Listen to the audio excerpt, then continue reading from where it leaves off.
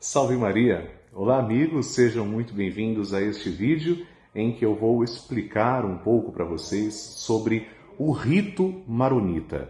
Muitas pessoas falam, é igreja maronita ou é rito maronita? Bem, vamos compreender. A Igreja Católica Apostólica Romana é a união de 23 famílias.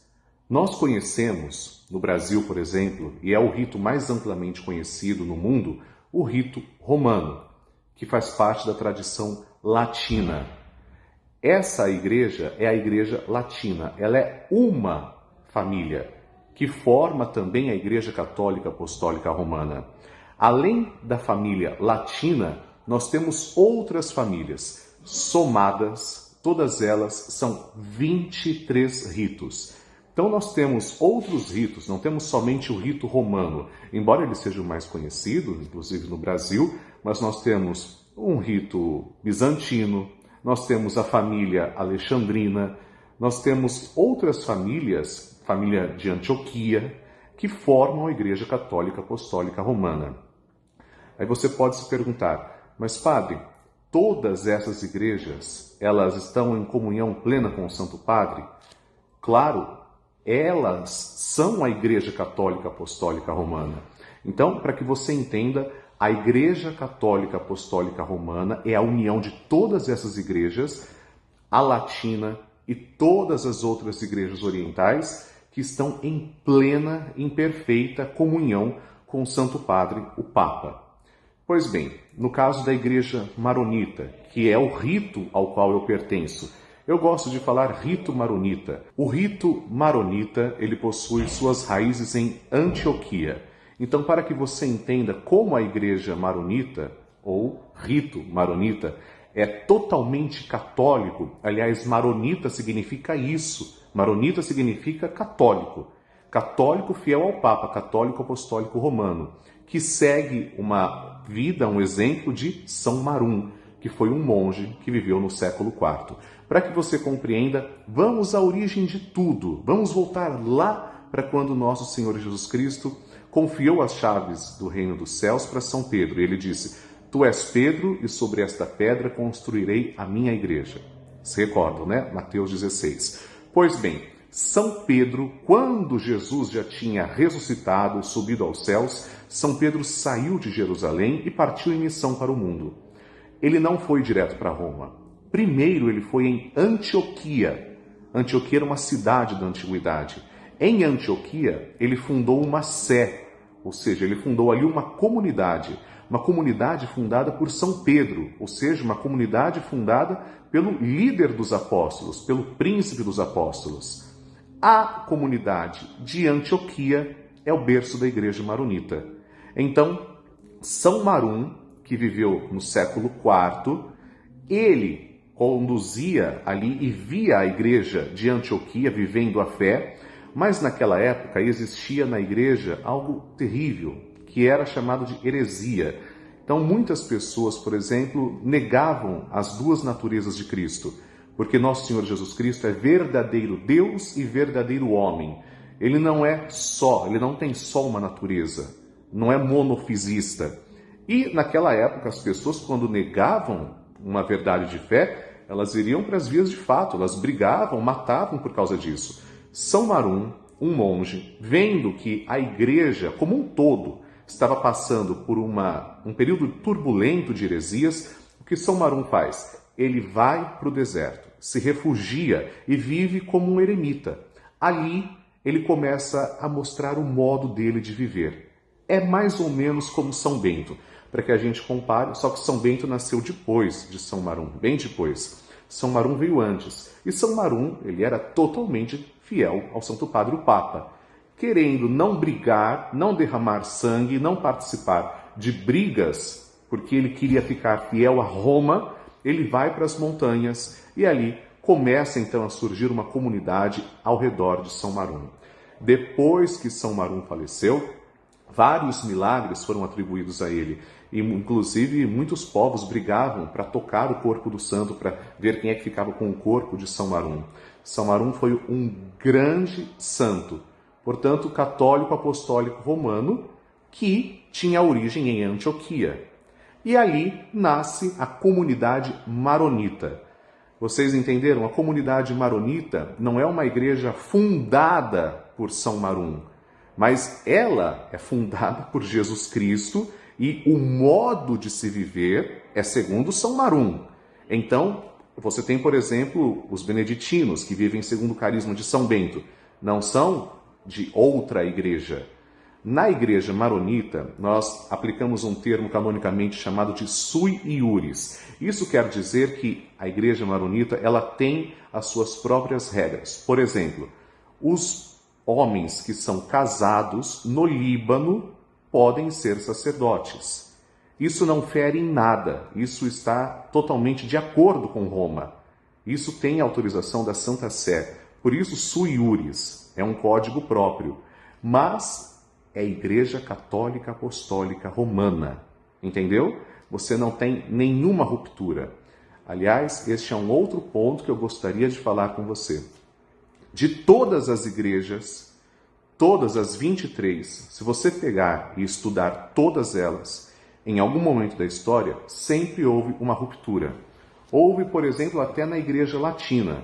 Nós sabemos que Lutero, por exemplo, rompeu com a unidade da igreja.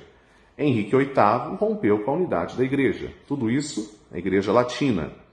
Calvino teve a tal reforma protestante. Outras comunidades orientais, em algum momento, deixaram de ser fiéis ao Santo Padre, o Papa. Sabem qual é a única igreja sui iuris, o único rito que nunca rompeu com Roma, nunca teve divisão nenhuma, nasceu católica, permanece católica, derramou muito do próprio sangue. Quantos cristãos maronitas foram martirizados porque queriam que eles negassem a fé católica, queriam que eles rompessem com o Santo Padre o Papa, e eles permaneceram católicos, apostólicos, romanos. É a Igreja Maronita. É a única igreja de todas que nunca teve divisão. Por isso, nunca teve uma ruptura com Roma, jamais. Aliás, quando no tempo das cruzadas, quando os cruzados iam para a Terra Santa, quem é que ajudavam os cruzados? Os maronitas. A igreja maronita foi chamada por vários papas como as pérolas, as joias do papado, da coroa.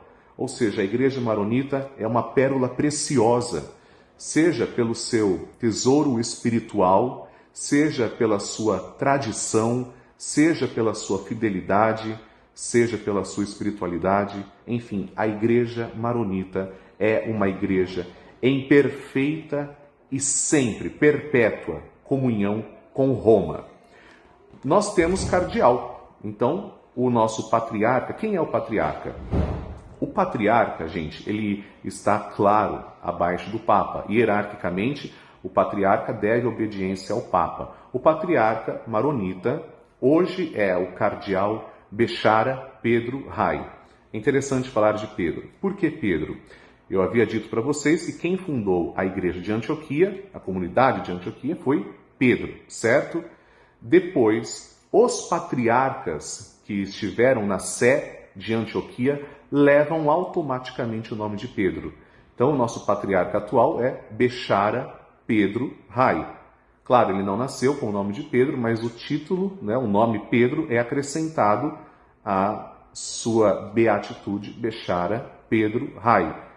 E muitas pessoas aí falam, poxa, vocês têm também um sucessor de Pedro? Sim, o cardeal Bechara Pedro Rai é sucessor de Pedro, mas não é o Papa. Ele é o sucessor de Pedro na Sé de Antioquia, não na Sé de Roma. Vejam, antes de São Pedro ir para Roma ser martirizado, quando São Pedro foi crucificado de cabeça para baixo, derramou seu santo sangue, e isso, segundo a tradição, foi por volta de 64 depois de Cristo, a igreja de Antioquia já tinha sido fundada. Então a igreja antioquina, ela é mais antiga que a igreja romana. Ser maronita significa ser católico, apostólico, romano, fiel ao Papa, fidelíssimo, fidelidade total ao Santo Padre, o Papa, sucessor de Pedro e vigário, doce vigário de Cristo na terra. Meus irmãos, o rito maronita é um rito muito belo. e ele tem pelo menos 16 séculos de história. E é um rito antigo. E esse eu acredito que seja o grande segredo, porque não se teve mudanças bruscas no rito maronita. Algumas curiosidades para você.